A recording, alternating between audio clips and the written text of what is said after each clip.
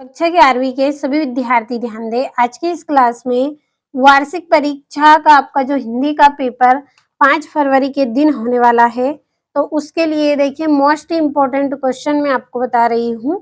तो मैंने पिछले वीडियो में सेट ए आपको बताया है और आज सेट बी हम पढ़ेंगे और 4 सेट दूंगी, चारों सेटों को पढ़िए, चारों के सोल्यूशन भी आपको मिलेंगे और एक सेट से आप 15 से 20 अंक प्राप्त करेंगे। यदि आपका जो पेपर है वो 80 अंक का है, यदि 75 अंक आपको लाना है तो चारों सेटों को आप कंप्लीट करिए।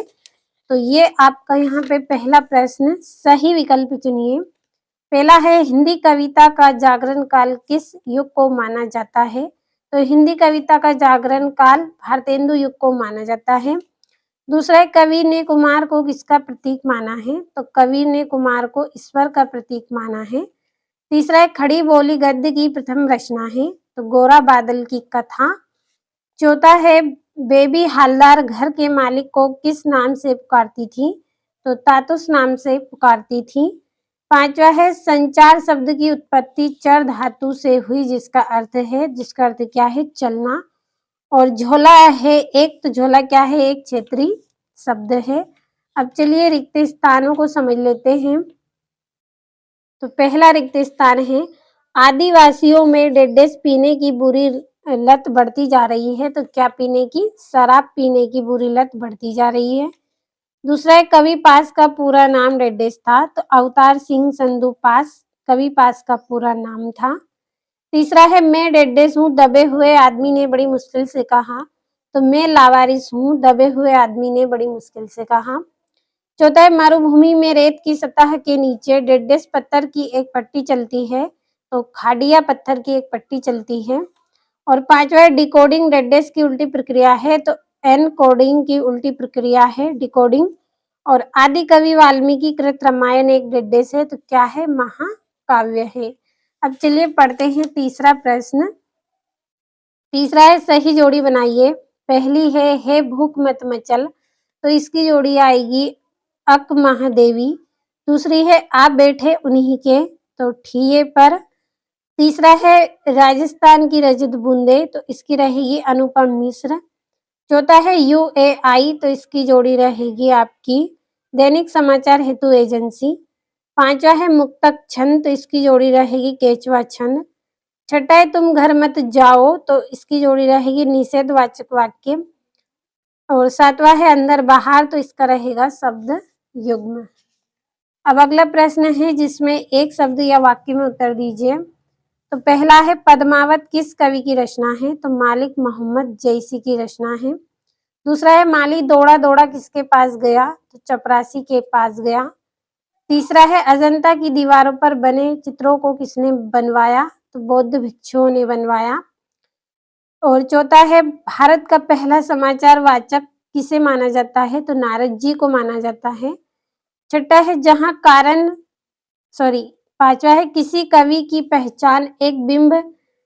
कौन से ऐसे कवि हैं जिनकी पहचान बिंब धर्मी कवि के रूप में है? तो शमशेर बहादुर सिंह है कवि जिनकी पहचान एक बिंब धर्मी कवि के रूप में है।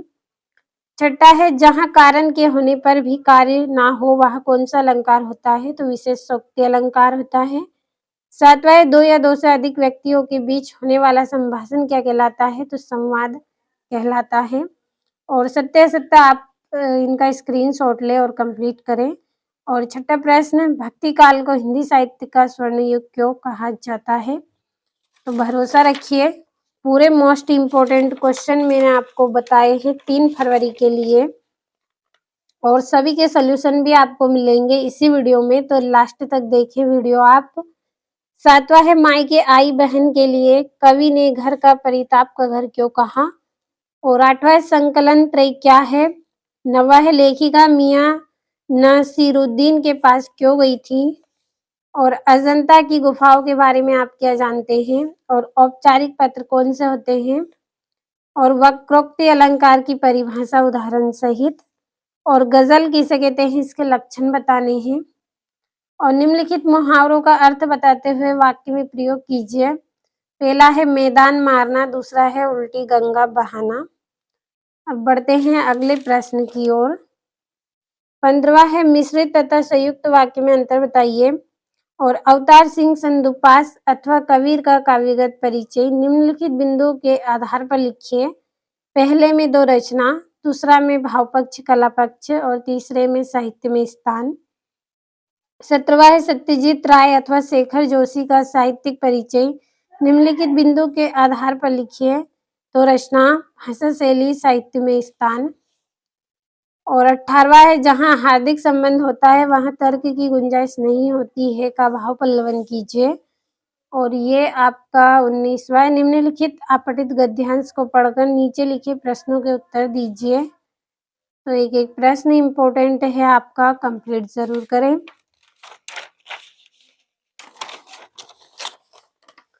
और ये यहाँ से इसका अथवा है, कंप्लीट अच्छे से करना है सभी को। और ये आपका 20वां है जिसमें संदर्भ प्रसंग व्याख्या करनी है। और यहाँ से ये इसका अथवा है। और ये 21वां है जिसमें संदर्भ प्रसंग व्याख्या आपको करनी है 4 नंबर में।